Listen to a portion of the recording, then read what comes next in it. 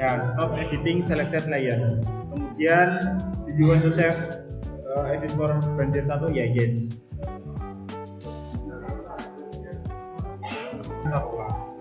Di bagian 2D flow area klik dulu ya, kemudian start editing selected layer. Sudah, kemudian tambahkan boundary condition line. Sudah, Anda masuk ke sini, di zoom in, di scroll aja ke batas hulunya, buat cross section di sungainya seperti ini. Kemudian double klik, berikan judul BC spasi hulu, kemudian klik OK.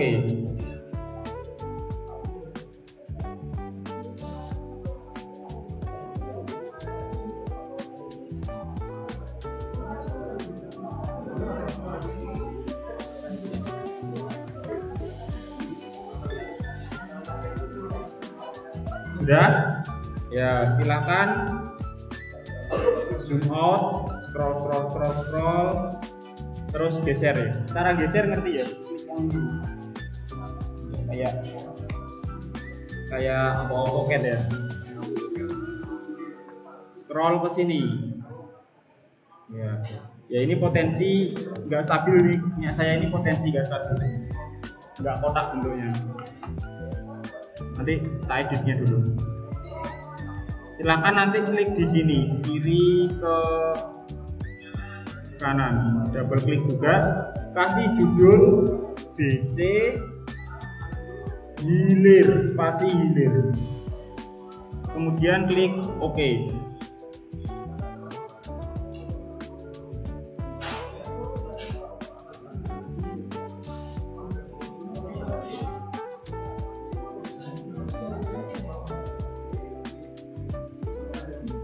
Kalau sudah, hentikan editingnya, kemudian kita bisa yes save. Sudah semuanya ya. Ya, sekarang kita masuk ke geometrinya dulu. Close dulu semua yang rest mappernya lo ya. Close.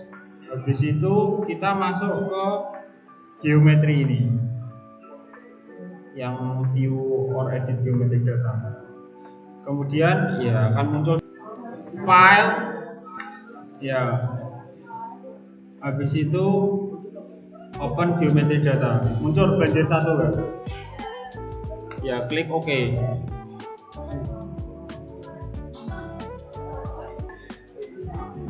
File open geometric data banjir 1, klik OK.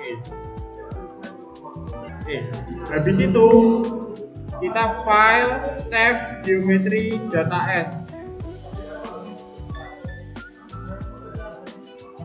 Ya, terus habis itu banjir G01, kemudian klik OK. Do you want to copy over this file? Yes. Ya. Kalau sudah berhasil, geometrinya jadi muncul di sini. Bisa? Sebelumnya kan nggak muncul, sekarang sudah muncul. Bisa mas. Ketinggalan di mana? Materinya masih cukup banyak, jadi ya. Ini sekarang ke view or edit unsteady flow data. Kalau benar boundary condition yang dulu, silakan dimasukkan flow histogram. Klik flow histogram. Setelah itu akan muncul seperti ini, betul? Nah, setelahnya buka file Excel Anda. Excel data debit dibuka. Ya. Ini adalah proses memasukkan data debit banjir yang ada di hulu, ya, di daerah Sungai Bengawan Solo. Datanya pakai apa aja ya? Pakai data server. Bisa lakukan pengecekan, scroll down terlebih dahulu. Number ordinate yang original itu adalah 100, betul. Sedangkan yang kita perlukan itu sekitar 517. Berarti kita perlu 6 tambah. Kita bisa klik number of ordinate, tulis 520. Oke, ya muncul di sini sampai 520. Baik. Kemudian untuk interval datanya itu karena debit bandernya ini adalah jam-jaman,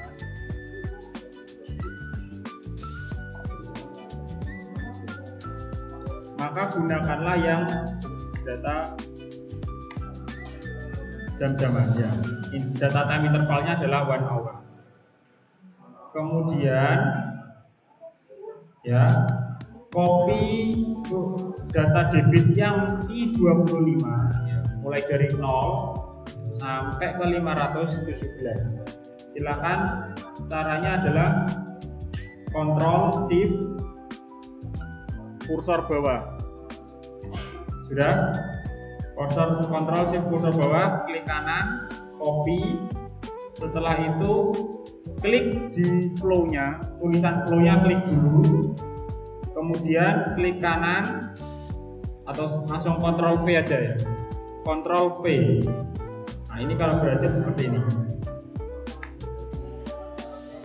Ini nanti caranya ya, cara nyarinya adalah kalian bisa ngikuti, bisa juga ke rest member. Habis itu ke tirin.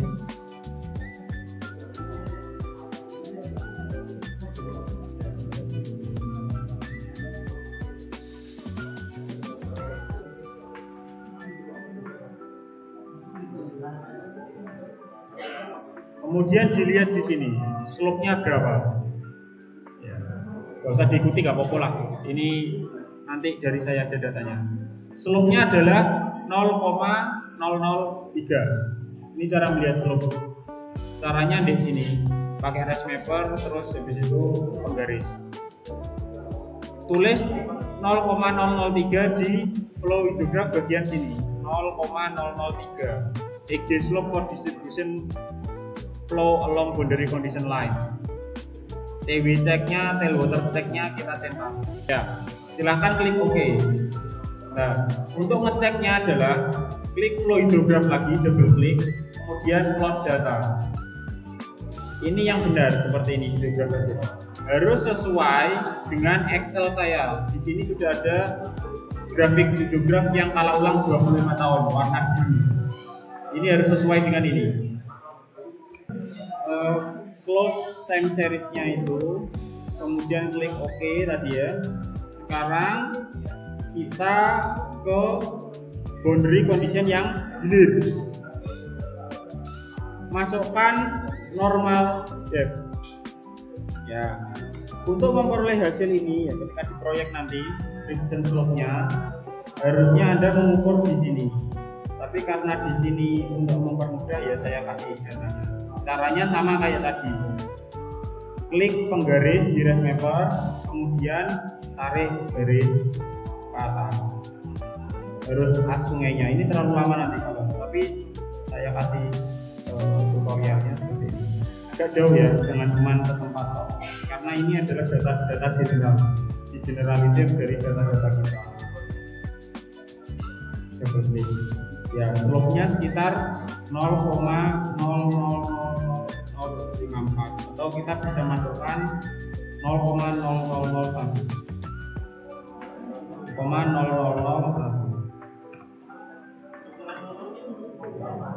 Karena ternyata miringnya kecil sekali.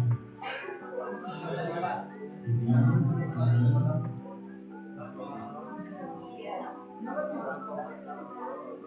0,001 ya.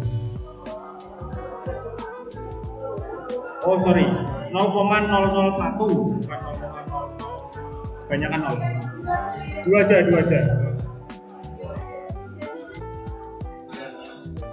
Ya ini kan oke. Terus habis itu bentar tes microcontroller. Ya, file save unsteady flow data s.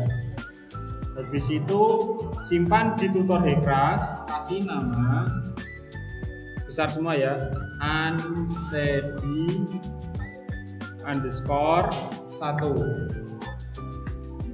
Kemudian klik OK. Kalau berhasil, tandanya adalah unsteady flow Anda di sini muncul, betul? Ya, itu yang benar. File save project. Nah, kemudian langkah selanjutnya adalah kita memasukkan data runningnya, yaitu di sini unsteady flow analyze. Yang bagian orang lari di puncak ini ya, klik, kemudian muncul window unsteady flow analyze. Betul ya, muncul seperti ini ya. File save plan as dulu, dikasih judul unsteady underscore 1. Udah, unsteady underscore 1. Kemudian klik OK. Berikan short plan identifier, kasih angka 1. Kemudian klik OK. Berikan programnya, yaitu geometri prosesornya kita centang, unsteady flow simulasinya centang, post prosesornya juga kita centang. Sudah. Nah, kemudian ini ya, mengisi starting date-nya. Kita buat aja starting date-nya today, 30-nya klik, kemudian oke. Starting time-nya bisa Anda tuliskan 0000 tanpa titik. Ending date-nya, cara nyarinya adalah kalian buka data debitnya, kemudian kita bisa lihat data debitnya itu berakhir berapa hari. Ini misal tanggal 16 Februari 2026 ya, kejadian banjirnya. Sampai tanggal berapa? Sampai tanggal 9 Maret 2026 jam 12 kejadian banjirnya. Maka ini diganti aja ya, starting date-nya dibuat ke 16 Februari 2026. Dicari ya, jamnya sama 0000 sampai tanggal 9 ya, 9 Maret jamnya 11 saja. Ya, ini diikuti aja. Ini apa sih Pak? Ya, ini harus sesuai dengan kejadian banjirnya. Jadi kalau kejadian banjirnya itu 16 sampai 9 Maret itu sekitar 6 Oke ya, kita file save plan dulu. Save plan dulu. Close. Kembali ke hidrograf yang unsteady flow data, kemudian flow hidrograf. Kembali ke sini dulu. Ya. Kembali ke flow hidrograf. Data time intervalnya dibuat 30 menit. Klik OK dulu, file save unsteady flow data. Kemudian kita close. Ya, kita ulangi lagi ke sini, terus kita buka yang 26 Februari. Oke. Jamnya jam 17.00. Di situ file save plan. Ini 5 menit. Mapping output intervalnya setiap 30 menit. Kemudian hidrograf intervalnya juga 30 menit. Detail output intervalnya juga 30 menit. File save plan.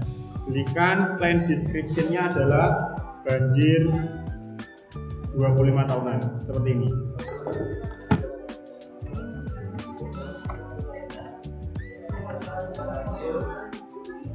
Banjir di 25 tahunan. File save plan. Ya, ini setelah simulasi kita tunggu ya. Hasilnya adalah error di toleransi. Kita bisa lakukan close, kemudian unsteady flow analysis juga di close, kemudian masuk ke REST mapper. Sudah semuanya tampilannya kayak gini ya. Klik kanan dulu di sini, geometri banjir ya. Klik kanan, ditirin aja lah. Klik kanan, ya zoom to layer biar bagus. Klik kanan di tirennya, zoom to layer biar bagus, biar kelihatan semuanya. Tadi kan kita bisa tarik, bisa. Kalau nggak bisa pun nggak apa-apa lah. Bisa. Tirennya klik kiri, terus klik kanan, zoom to layer.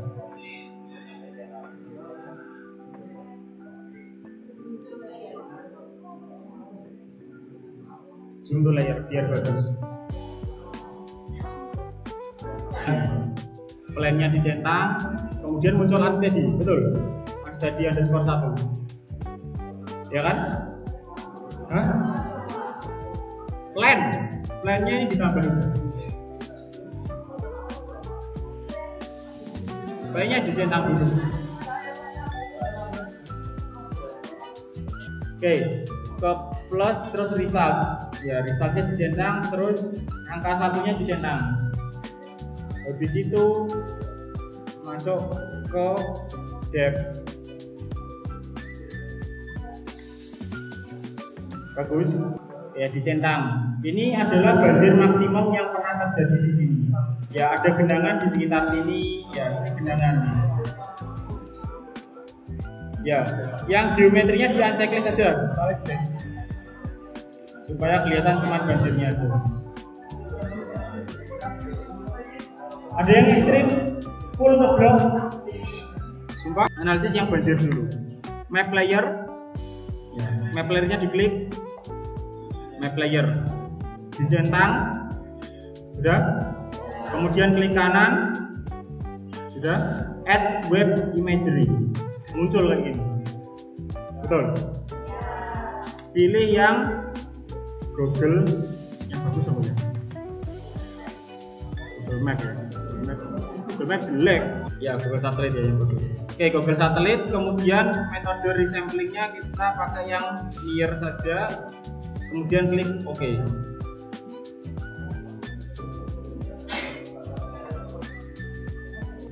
Oke, banjirnya menggenangi beberapa kota juga ya. Betul. Ya, kita bisa zoom in di bagian sini ada. Untuk mencari kedalaman banjirnya, kita bisa klik maksimum di sini. Ya, klik depth-nya dulu, maksimum, terus arahkan kursor Anda. Nah, di kota ini bahkan kedalaman banjirnya bisa mencapai berapa? 3 meter, 4 meter. Ya, kursornya digeser-geser saja. Ada yang 6 meter, kalau yang cekungan ya 6 meter.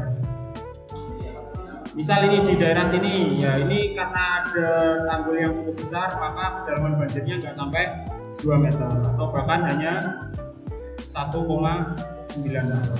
Ya, itu cara menganalisis banjir. Baik, itu untuk fondasi bangunan-bangunan yang rawan seperti puskesmas, rumah sakit, ya pemukiman padat penduduk, ya kita perlu analisis seperti ini supaya Anda tahu bahwa lokasi yang digunakan untuk pemukiman itu aman terhadap banjir. Ini cara analisisnya. Oke, cara melakukan simulasinya seperti apa, Pak? Ya, cara melakukan simulasinya kita bisa klik. Bentar, karena agak lag ya, bisa klik kanan di tiren, kemudian zoom to layer lagi. Setelahnya Anda bisa melakukan capturing layar seperti ini contohnya. Ini pastikan di bagian kiri, kemudian klik play the animation. Ini adalah routing atau penelusuran banjir Anda.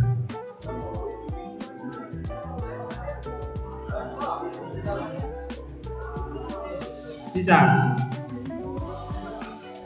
Nanti kalau terlalu lama gambar kura-kuranya ini digeser ke kelinci ya, mentok di kelinci sini biar nggak lama-lama. Ya mentokkan ke kiri terus.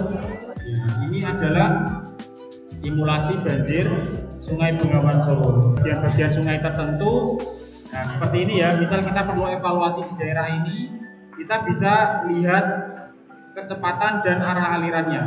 Contoh seperti ini. Nah, ini adalah kecepatan sekaligus arah aliran. Nah, kita bisa lihat distribusi alirannya, perkembangan debit banjirnya, dan lain sebagainya.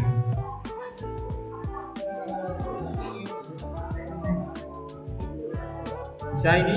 Sudah ya? Nah ini ketika sudah mulai surut. Jadi banjir itu ada debit puncak sama ada kondisi surutnya. Nah setelah banjir selesai, mulai tanggal 25 Februari ya sampai tanggal 26 ini banjirnya sudah mulai surut. Baik, ada lagi analisis yaitu velocity atau kecepatan. Nah ini yang paling mengkhawatirkan karena kecepatan itu tidak boleh, ini error ya, ini juga sekaligus bisa mendeteksi error karena analisis kecepatan itu kalau di sungai ya, sungai itu tidak lebih dari 2 meter per second, bahkan di bawah 1 meter per second. Ini banyak yang di atas 15 karena ketidakstabilan.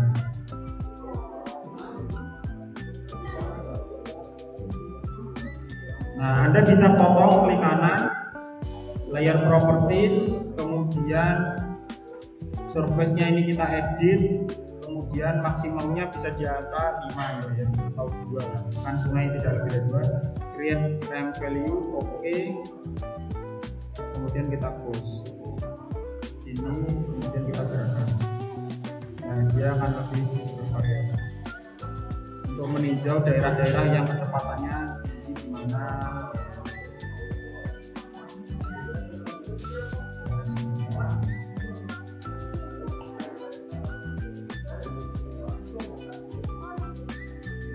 Hanya itu bisa di sini. Depth-nya juga bisa dirubah. Misal ini ya. Kemudian layer properties, surface-nya ini klik edit, kemudian 2, di sini 1 atau ini bukan di 3. Create ramp value-nya dulu, baru oke, terus close. Di sini oke. Nah, terus ada yang menarik lagi ya dari EKAS. Kan kita buat macam-macam, bisa melihat debitnya, muka air banjir, berada penampang dan lain sebagainya. Misal di sini kan ada kantor bupati, ya, di sini ada kantor bupati atau alun-alun kota. Kita disuruh mengevaluasi di titik rawan ini. Ini kantor bupatinya Bojonegoro. Nah, caranya gimana? Caranya adalah dengan memberikan water surface elevation, kemudian kita bisa move atau adjust di sini. Terus profile line ini bisa diikuti ya. Ini tambahan ilmu dari saya sampai nunggu jam 12. Profile line, kemudian nanti tambahkan add line using editing tools. Nah, silahkan diedit. Cross sectionnya adalah kiri ke kanan, double klik. Kasih judul profile line 1 aja. Klik OK. Terus di sini klik kanan, plotting detail yang water surface. Baik, ini adalah penampang cross section Anda ketika banjir pada tanggal 23 Februari 2026 jam 4 sore.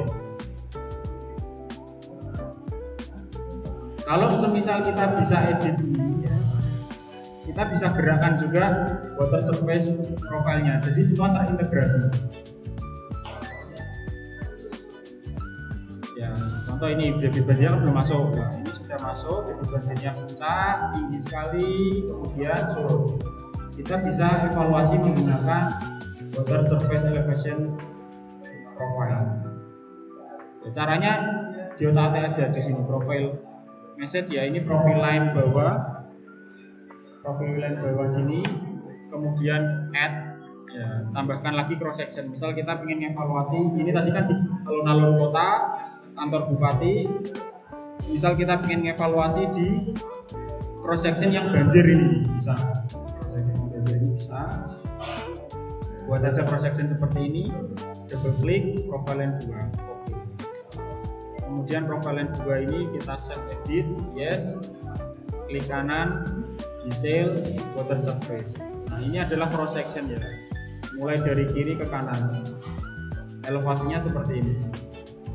Kirinya adalah bukit ya, jadi nggak banjir.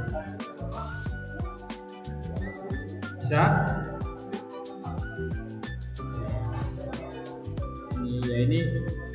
Ini supaya apa? Kita tahu kondisi sungai utamanya di mana. Klik kanan, detail, water surface-nya dinyalain dulu, klik kanan, detail, water surface elevation. Nah ini untuk potongan memanjang sungainya. Ya. Kalau tadi itu cross, yang ini memanjang. Bisa gerak-gerak kok Pak? Bisa. Kalau itu simulasi misal. Ya ini pergerakan banjirnya, elevasinya mulai naik puncak, ya hingga puncak, kemudian surut.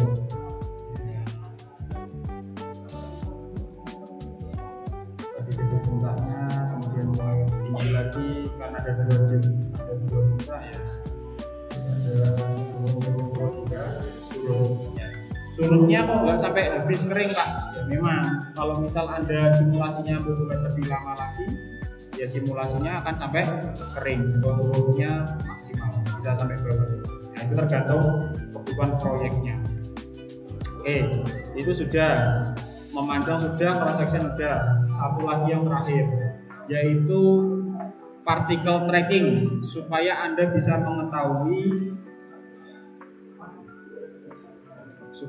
mengetahui arah masa airnya. Ya, ini untuk analisis erosi atau tebing-tebing sungai di tikungan luar. Karena ada proses meandering, sungai-sungai berkelok. Ya, misal di sini, ya ini karena ada sungai kelokan, dan di sini itu memang ada pendetailan gitu ya kira-kira. Nah di sini tikungan sungai itu biasanya ada ini struktur creep. Ya, ini untuk menghalau erosi yang besar ya, atau gerusan di sini. Kenapa sih Pak? Ya ini kan jalan provinsi atau bahkan jalan nasional. Kalau misal ini terus nabrak, ini tekanannya tinggi, dia akan menggerus terus hingga yang sini jalannya buntu. Untuk menghadapi itu, ya kita lakukan perencanaan creep, struktur creep. Sudah ada ya creepnya. Ini sekarang kita tanggul aja. Terus kemudian kita kalau mau tahu particle trackingnya, ya tinggal diklik yang particle tracking warna biru, diklik aja. Ini adalah particle tracking. Bisa diklik yang maksimal.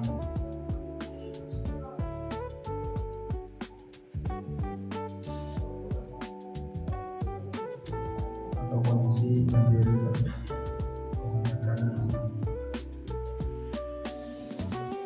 particle tracking.